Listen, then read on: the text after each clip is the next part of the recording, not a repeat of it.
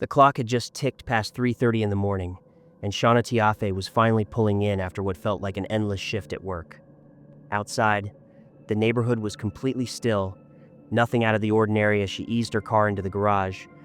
She stepped through the door, and all she was likely thinking about was kicking off her shoes and getting some sleep. But she wasn't alone. Someone was waiting for her inside, concealed by the darkness. And in the moments that followed, the unthinkable happened. By dawn, the entire property was a crime scene, cordoned off by police tape. And the details that started coming out from the investigation, my God, they would leave the whole community just stunned. Okay, let's go back to the beginning. Shauna's story starts on March 13th, 1966. She was born in Salt Lake City, Utah, and her childhood was set against this backdrop of massive, snow-covered mountains and the very strong traditions of the Mormon community there. She grew up in a big family, one of 7 children, and right from the start, you could tell Shauna was different. She had this creative spark, and she would just pour all her time into reading or meticulously sketching these beautiful pictures of flowers. High school for her was never just about grades and homework. Shauna had this incredibly vibrant personality, a real magnetic quality about her. It's no surprise she ended up a cheerleader, and she was always surrounded by a huge group of friends. As a teenager, she got used to change. When her family relocated out east, they went to Pennsylvania for a while, and then North Carolina. Honestly, all that moving around just made her tougher, more resilient, and it fed this growing desire she had to build a life on her own terms. In 1994, that dream became a reality. At 28, she decided to make a massive change. She packed up, said goodbye to everything she knew, and headed west for Las Vegas, Nevada, a place that was just electric, with this sense of nonstop energy and reinvention. And Vegas. Man, that city of lights and pure chance. It really embraced Shauna and all its glittering chaos. She got her start there working at a high-end department store, a job where her easygoing grace and genuine warmth with customers made her a natural. From there, she shifted into the hospitality industry. First, she was a server at the Fiesta Hotel, but she eventually worked her way up to a really prime job at the world-famous Palms Casino Resort. In that environment, surrounded by all that glamour and dealing with big-money clients, Shauna was in her element. She absolutely flourished. The people she worked with, they weren't just colleagues. They became her family, and the job itself. It gave her a purpose, and just as important, it gave her financial independence. Shauna had this incredible presence. She had bright blonde hair, this very chic sense of style, and she carried herself with a poise that made people notice her. But here's the thing, her looks weren't what drew you in. Not really. It was her effortless kindness, her infectious laugh, and this uncanny ability she had to make a real, genuine connection with pretty much anyone she met. If you asked her friends about her, they'd tell you she was just full of energy, always optimistic and fiercely loyal. She was the type of person who could see the magic in small, ordinary things that most of us just walk right by. So then came 2002, and Shauna's life was about to change in a huge way. That was the year she met a man named George Tiafe. George was a tall, athletic guy who projected this air of total confidence, the kind of man you remember after meeting him just once. And his resume, for lack of a better word, was damn impressive. In high school, he'd been the star football player and the prom king. He went on to graduate from West Point, served as a U.S. Army engineer, and then became a firefighter. He had that same kind of magnetic personality as Shauna, but also this deeply compassionate side. He was known for going out of his way to help people. He was even supporting his own mom financially, since she was taking care of his disabled sister full-time. The spark between them was instant, and it was powerful.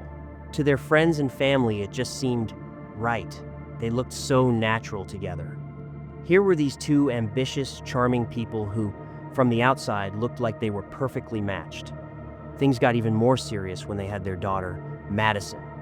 For Shauna, becoming a mom changed everything. It became the absolute center of her universe. She was completely devoted to Madison.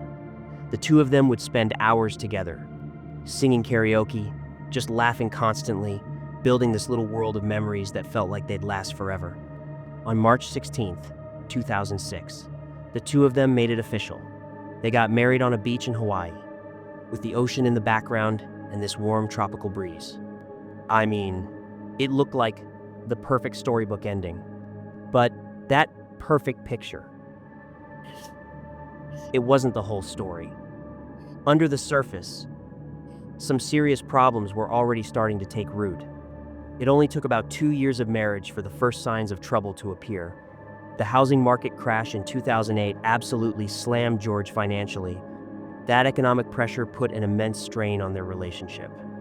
See, Shauna enjoyed spending money, while George was now desperate to save every penny. What started as small disagreements about finances, they spiraled into these huge, blowout fights that were happening all the time. Over time, George's frustration began to curdle into something much uglier. His personality shifted. He grew possessive of Shauna, deeply critical of her, and emotionally just cold. He would make these incredibly sharp, cutting remarks that were painful enough on their own, but it was 1,000 times worse when he would say them with their daughter Madison right there in the room. And then there was another major point of conflict. George's friendship with a man named Noel Stevens. Stevens was homeless, and George had hired him to do odd jobs around the yard. Now, to be fair, George always had a big heart for people who were struggling, but Shauna, she had a bad feeling about Stevens from day one. She did not trust him. Having him around all the time made her deeply uncomfortable, and it just drove another wedge between her and George.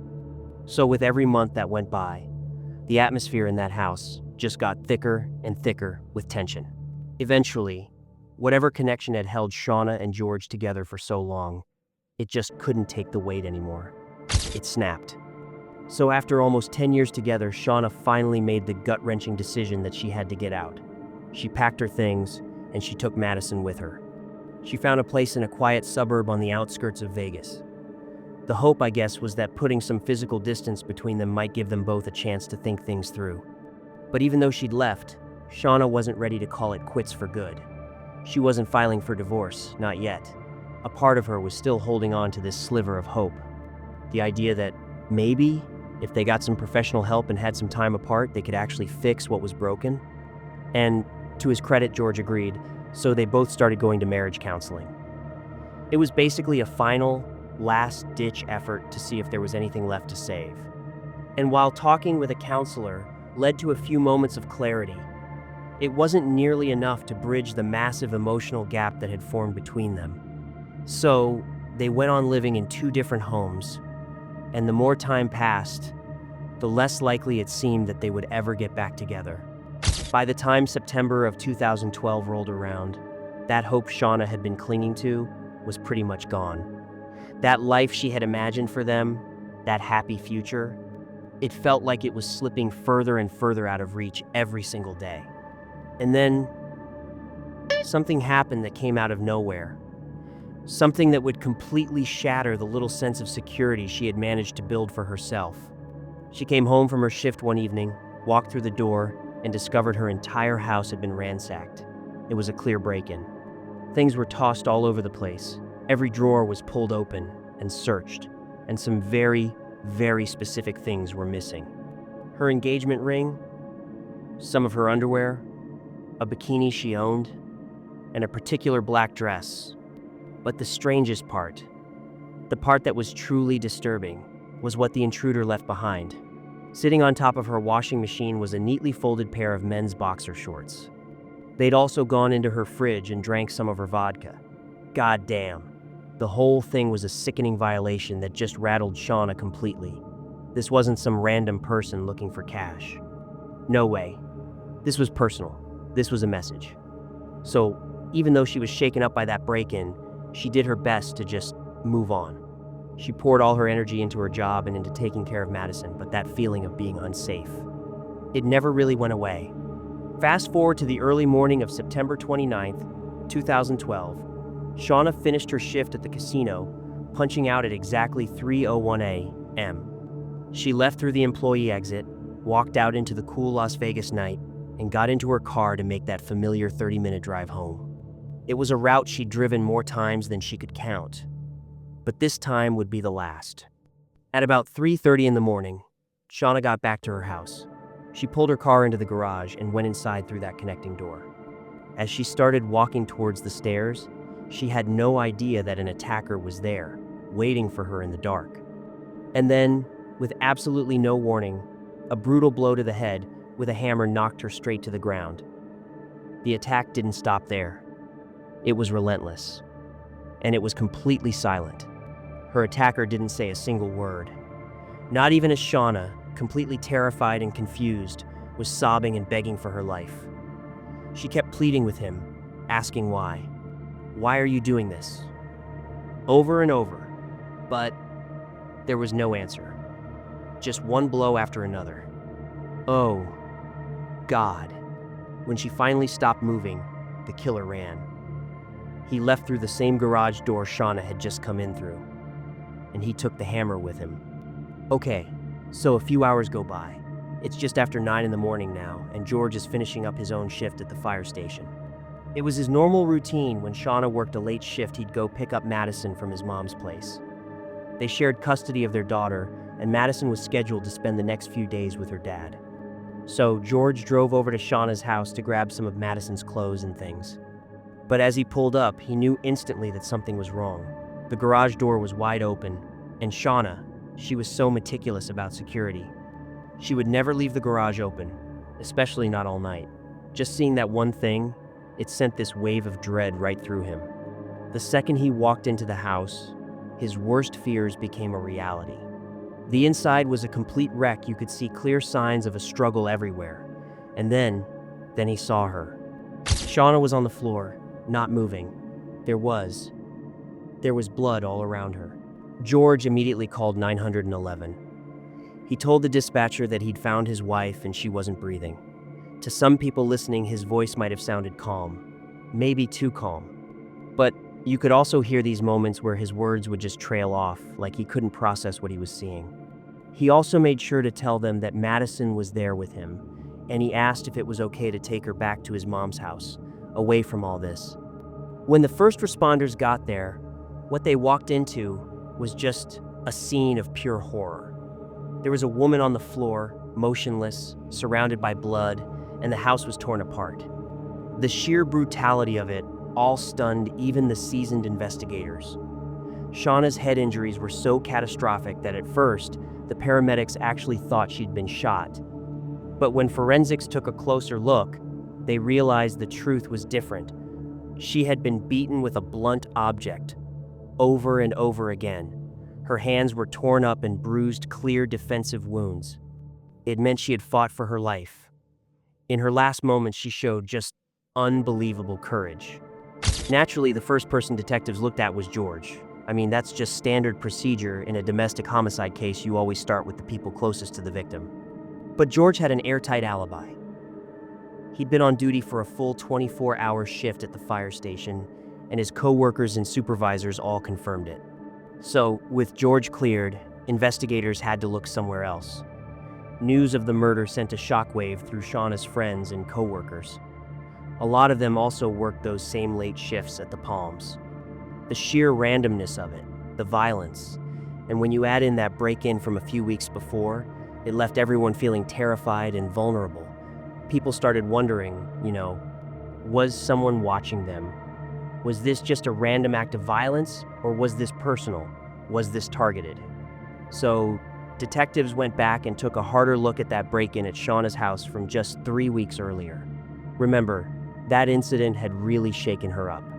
Very specific personal things were taken: her underwear, a bikini, her engagement ring. And then there was that bizarre detail of the men's boxers that were left behind, just neatly folded on the washer. It never felt like a normal burglary. And now, in light of the murder, that detail felt incredibly sinister. They got their first real break in the case when some neighbors came forward. They said they'd heard these loud, rhythmic thudding sounds somewhere between 3:30 and 4 a.m. on the morning Shauna was killed. That timeline lined up perfectly with when she got home. It suggested she was attacked almost immediately after she walked in the door. Not long after that, another clue popped up. On a trail near the Willowbrook apartment complex, only about a half a mile from Shauna's house, some of her personal things were found just tossed on the ground, It was her cell phone, her health card, and her makeup. This told investigators that the killer had probably run away on foot, and it gave them a direction of travel. And then, police got a name. A guy named William Penix, who everyone knew as Big Will, was pretty well known around Vegas. He worked as a handyman, and he also mentored guys who had just gotten out of prison. And one of these guys he was mentoring, a man who went by the nickname Hart, had told him something absolutely bone-chilling. In this disturbingly casual way, Hart described attacking a woman with a hammer. He was even smiling, Big Will said, when he told the part about how he hit her so hard the hammer actually broke. At the time, Big Will didn't really know what to think of it. I mean, what do you do with that? But then he saw a news report about Shauna's murder, and it all clicked into place. The details were the same. He knew he had to call the police, so he did right away. He explained to the police that Hart was always hanging around a local Albertsons supermarket, scrounging for stuff and selling drugs.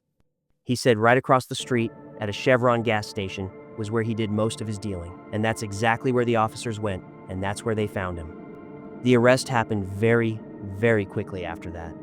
When they arrested Hart, he had drugs on him, and he gave them his real name, Noel Stevens. Turns out, this wasn't the first time his name had come up with law enforcement. Stevens had a record, a long list of petty theft, drug charges, and squatting violations. But this time, this was different. Now, he was a suspect in a murder. In the interrogation room, Stevens denied everything. He swore he had nothing to do with Shauna's death. But he did admit that he'd been living out of a tent on some remote hill, maybe 8 miles or so from the Las Vegas Strip. Police immediately thought he could have stashed evidence back at his campsite.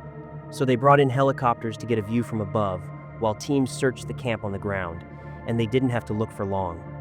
Inside Stevens' tent, investigators found a pair of pants with bloodstains on them. Forensic testing came back, and it confirmed their worst fears. It was Shauna's blood. The walls were starting to close in on him, fast. But there was still this one huge question hanging in the air. Why Shauna? And the answer to that, it came from digital records. When they pulled the phone data, it revealed a twist that was just shocking. Noel Stevens had been talking constantly with George Tiafe, the man Shauna had been married to, the father of her little girl. He was connected to her killer. And their connection went a lot deeper and a lot darker than just a simple phone call. George had hired Stevens to do odd jobs, sure, but investigators believed it was way more than that. They believed George had manipulated Stevens, preying on his vulnerabilities and his desperation. And for the price of just $600, George had allegedly set a plan into motion to have his own wife killed. Right from the very beginning, Shauna's sister, Paula, had been saying something wasn't right. Even with George's supposedly airtight alibi, she never for a second believed he was innocent. She actually flew out to Las Vegas to be there for the investigation because she was so convinced that something much more sinister was going on behind the scenes. And that gut feeling she had, well, it turned out to be chillingly accurate. When police did a thorough search of Stevens' campsite, they found a mountain of damning evidence. They found the stolen clothes from the break-in at Shauna's house. They found a vodka bottle with his DNA on it, which matched the one from that burglary. And nearby, they found a cardboard tag from the packaging of a hammer, one of the weapons used in the attack. And then, the surveillance footage sealed it. It showed George and Stevens together at a hardware store. And they were laughing, looking completely relaxed, as they bought a hammer, gloves, and a knife. Holy shit. What once looked like a random crime now absolutely reeked of a cold-blooded plan. So, with all this evidence piling up against him, Stevens broke down and confessed. He laid out the whole story. He said George paid him $600 up front and promised him thousands more once the job was finished. He said that, for weeks, the two of them planned the murder, going over every single detail, and the phone records backed him up. 87 calls between the two of them in September of 2012 alone, with 5 of those calls happening the very night before the murder. Stevens said George gave him keys to Shauna's house and even told him he should dress all in black and get inside before she got home. So, on the night of September 29th, Stevens did just that. He slipped into the house, hid inside a closet, and he waited. When Shauna came home and started walking up the stairs, he came out of the shadows. He told police he was wearing a ski mask when he hit her with the hammer. And when the handle on the hammer broke from the force, he just used the steel head of it to finish the attack. Then, he disappeared into the night. Later on, Stevens would lead investigators to the exact spot where he buried the murder weapon, which was still covered in Shauna's blood. On October 8th, detectives went to George's family's home to tell them he was now the primary suspect in his wife's murder. The news, as you can imagine, completely stunned his mother and his sister. They just refused to believe he was capable of something so horrible. But the pressure was clearly getting to George. After he found out the police were onto him, he got in his car and drove through Las Vegas at an insane speed, finally crashing directly into a concrete barrier. There were no skid marks. No sign he ever even tried to brake. The authorities were pretty sure it was an attempt to take his own life, but he survived because he was wearing a seatbelt, and he was placed under arrest right there at the hospital. In the end, both George Tiafe and Noel Stevens were charged with murder. Stevens took a deal. He pleaded guilty and agreed to testify against George, and in return, the prosecution took the death penalty off the table. He was sentenced to 42 years to life in prison. George's trial got underway in August of 2015, and Noel Stevens, despite his very troubled past, his history of drug abuse, and his ongoing mental health problems, he became the star witness for the prosecution. When he took the stand, Stevens painted this picture of a really manipulative friendship. He testified that George was constantly complaining to him about Shauna, that he was furious about her spending habits and incredibly bitter about how their marriage was falling apart. Stevens said that when George first brought up the idea of getting rid of Shauna, he just laughed, thinking it was a sick joke. But when the offer turned into $5,000, that's when he said yes. The thing is, in the end, Stevens only ever got that first $600. He also admitted that he'd pawned Shauna's engagement ring, the one he stole during that first break-in. And he revealed one last, chilling detail. He said George was the one who insisted they buy a hammer with a fiberglass handle because, in his words, a wooden one might break. And sure enough, the surveillance video confirmed it, the two of them buying those tools together. But here's an insane, ironic twist: that fiberglass hammer George insisted on, it had actually been taken by the police in some totally unrelated incident before the murder. So Stevens was forced to use a wooden one instead. And, just like George predicted, it snapped right in the middle of the attack.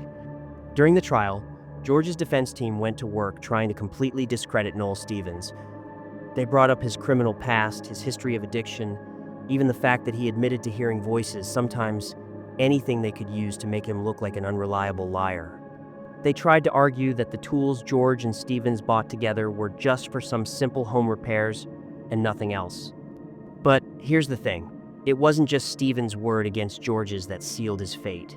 It was everything else. The surveillance footage from the store, the 87 phone calls, the discovery of Shauna's blood on Stevens' pants, the timeline that matched up perfectly. All of these pieces, one by one, came together to form this undeniable picture of a cold, calculated, premeditated murder. The prosecution argued that George was a man who was obsessed with control, a man who couldn't handle his financial problems, couldn't handle his marriage falling apart, and most of all, couldn't handle the idea of losing his power over Shauna.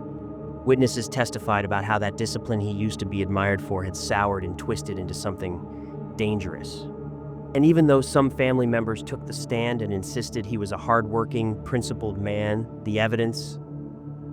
In 2015, the jury found George Tiafe guilty of first-degree murder. He was sentenced to life in prison with no chance of parole. Plus, an extra 32 to 81 years tacked on for the other related charges. Later on, he tried to appeal the conviction. He blamed what he did on a whole cocktail of medications. He was taking things like Adderall, estrogen blockers, and painkillers that he'd been prescribed after getting hurt at work. In a confession he wrote out by hand, George claimed the drugs had clouded his judgment so badly he didn't know what he was doing. He also claimed his own defense lawyer had let him down by ignoring his mental health issues and by never asking for a psych evaluation. His appeal was denied. The conviction was upheld. And in the end, after all the legal battles were over, the greatest tragedy of this whole story was still there. Madison, Shauna's little girl, the one who had to see the scene of her own mother's murder. She now lives with Shauna's mom, far away from the man who tried to tear their family apart. From that unimaginable loss, Shauna's family managed to create something powerful. They started a campaign called Justice for Shauna to help raise awareness about domestic abuse and the kind of manipulation that happened here.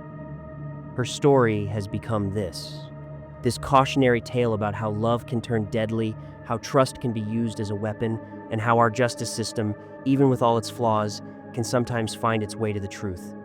And what we're left with is the memory of a woman who lived with so much light, who loved with all her heart, and who deserved so much more than what she got.